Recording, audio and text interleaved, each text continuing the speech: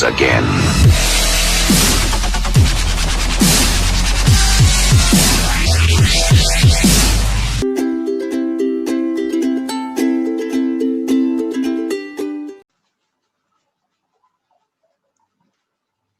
Salam sejahtera buat kita semua.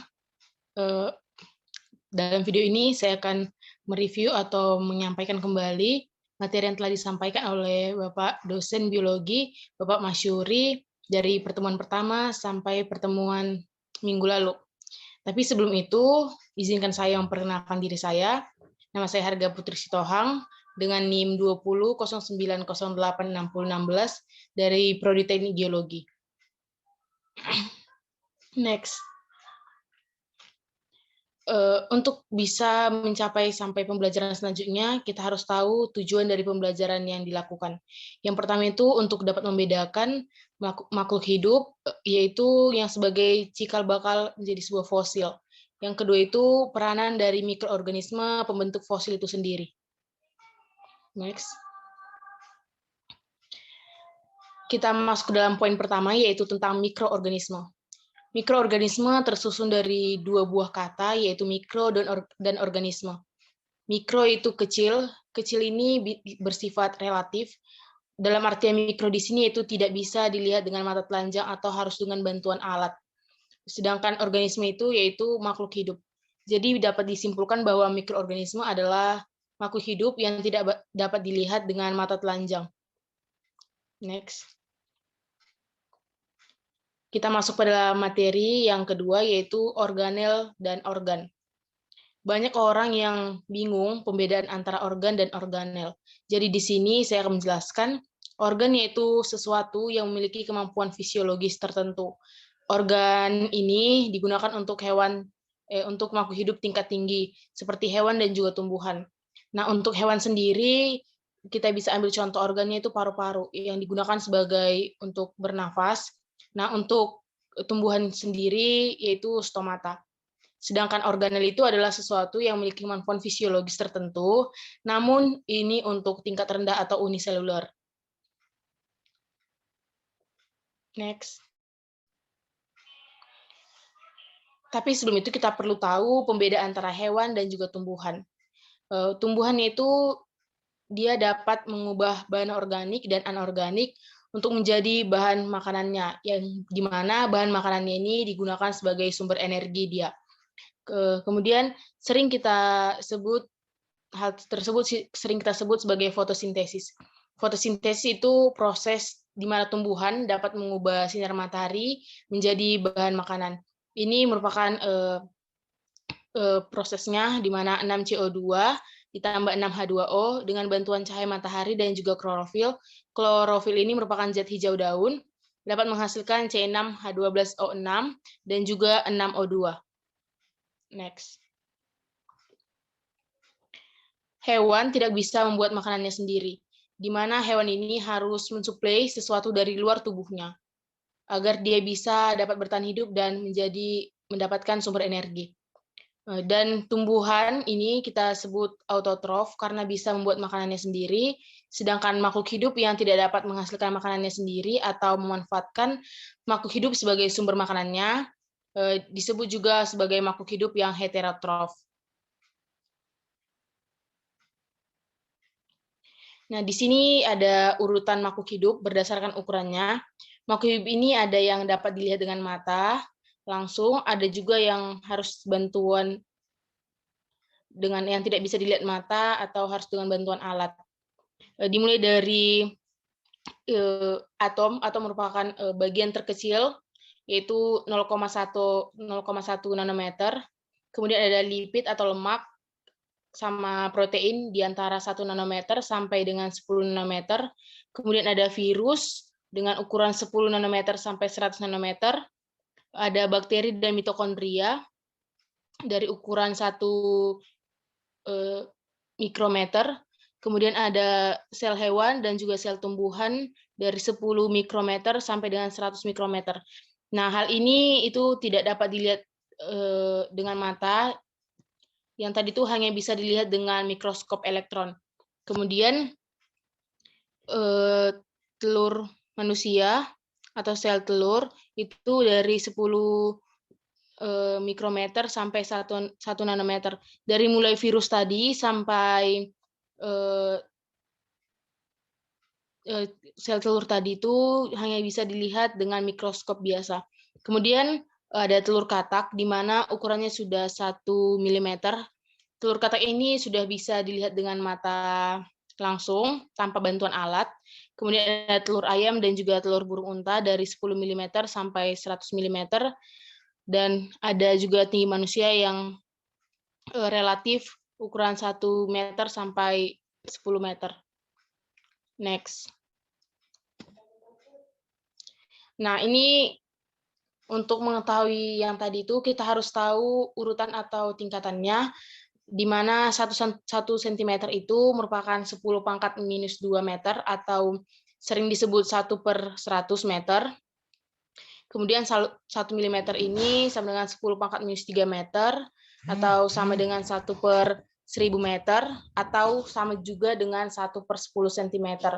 Kemudian 1 mikrometer ini sama dengan 10 pangkat minus 6 meter, atau bisa disebut 1/1 juta meter, atau bisa juga dengan 1/10.000 cm. Sedangkan untuk 1 nanometer ini bisa disebut dengan 10 pangkat minus 9 meter atau 1/10 juta sentimeter atau 1/1 miliar meter. Next.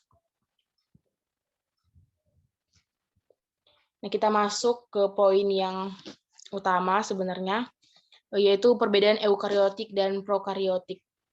Eukariotik yaitu dia yang mempunyai inti sel yang sebenarnya atau sering disebut sebagai nukleus.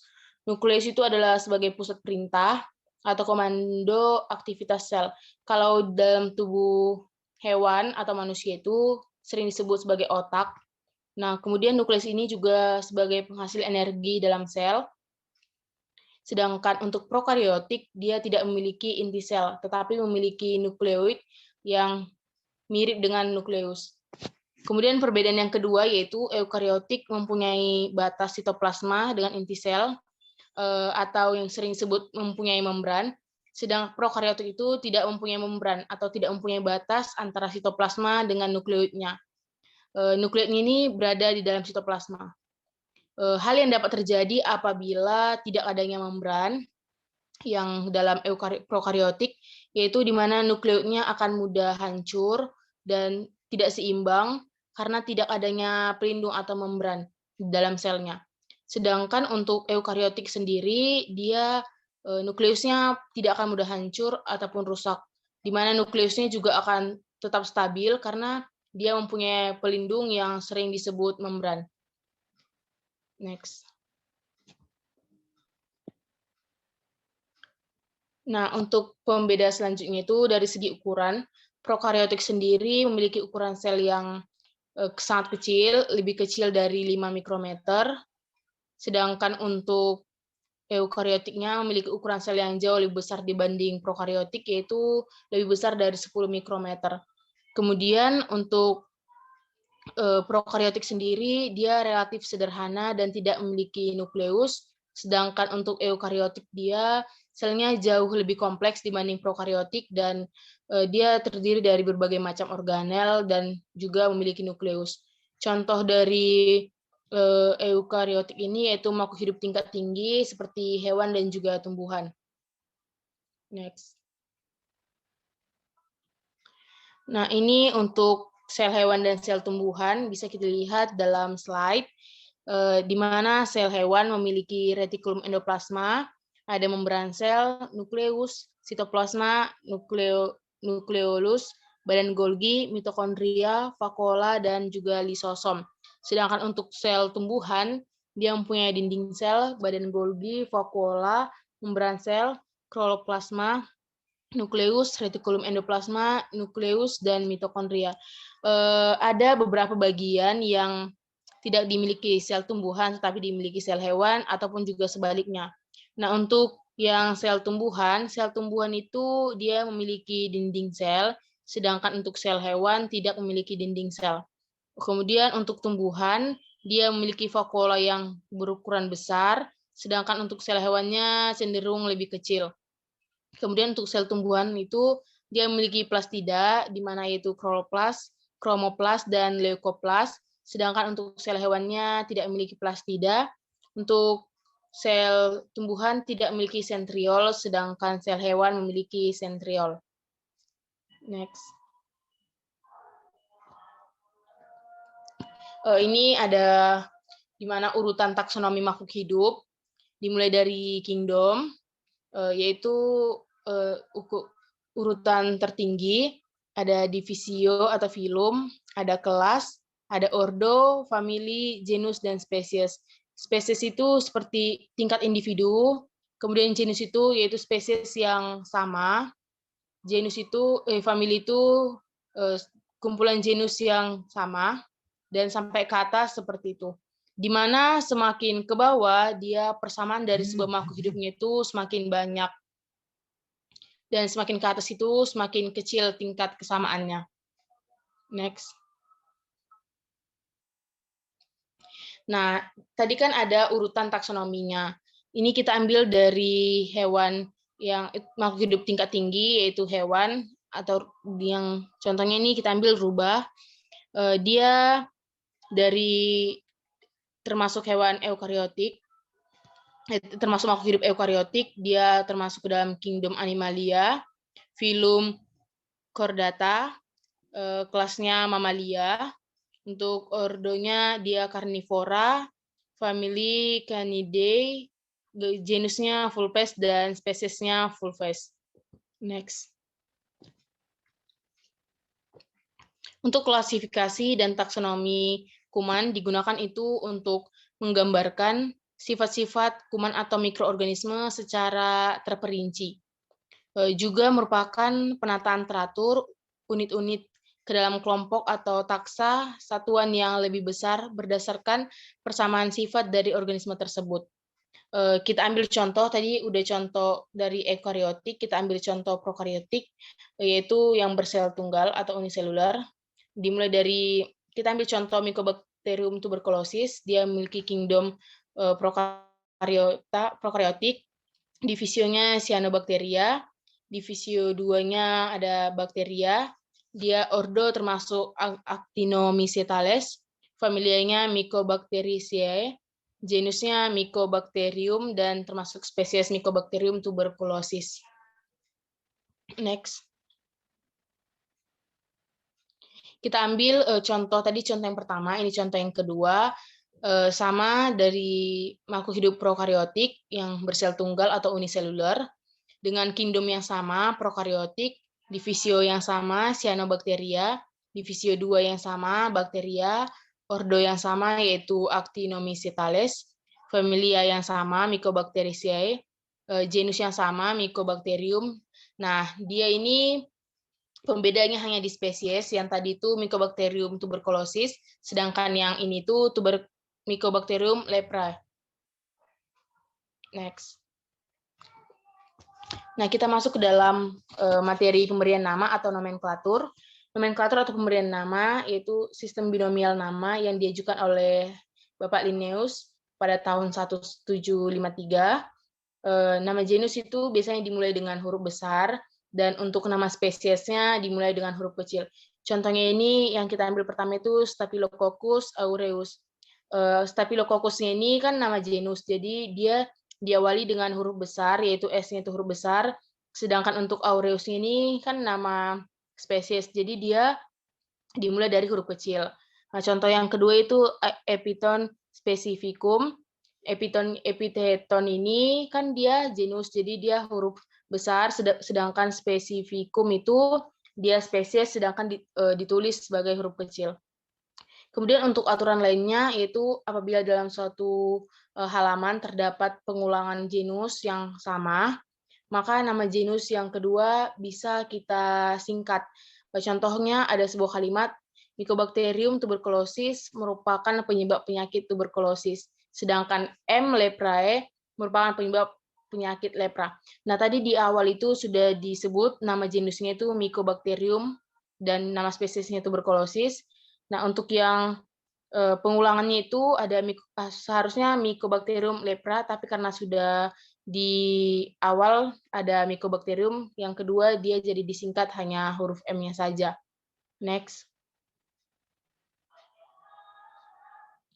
Kemudian nama kuman atau uniseluler juga bisa berasal dari kata-kata baru yang disesuaikan dengan bahasa Latin, atau bisa juga dari nama seorang penemu yang dilatinkan. Jadi tidak harus dari bahasa Latin aja, tapi bisa juga dari nama seorang penemu. Misalnya Pasteurella ini dia berasal dari nama Pasteur, Salmonella itu dari nama Salmon, atau Erwinia itu berasal dari nama Erwin. Untuk dari bahasa kata baru yang disesuaikan dengan bahasa Latin, bisa kita ambil bacillus, yaitu batang, atau micrococcus, yaitu butiran kecil. Next.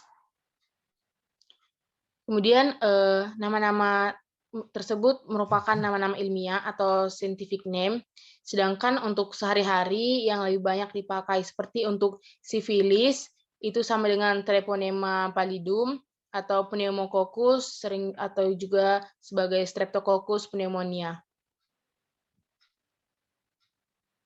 Kemudian kita masuk ke dalam strain atau galur, yaitu merupakan biakan murni kuman yang tersusun dari kelompok kuman yang merupakan keturunan kuman dari suatu isolat. Misalnya ada penemuan dari Universitas Oxford, dia menemukan jenis Staphylococcus aureus. Jadi dia bisa menamainya dengan Staphylococcus aureus strain Oxford. Jadi misalnya dia penemunya dia bisa membuat strain gitu. Jadi kayak tadi yang menemukan Oxford jadi bisa namanya sebagai Staphylococcus aureus strain Oxford. Nah, spesies bakterinya mengandung strain mikroorganisme yang sifatnya secara garis besar sama, tetapi memiliki perbedaan-perbedaan. Next. Oke, sekian dari saya. Jika ada kesalahan kata ataupun tindakan yang tidak sesuai ataupun materi yang tidak sesuai, bisa dilakukan revisi. Saya menerima dengan baik. Terima kasih. Selamat malam. Shalom.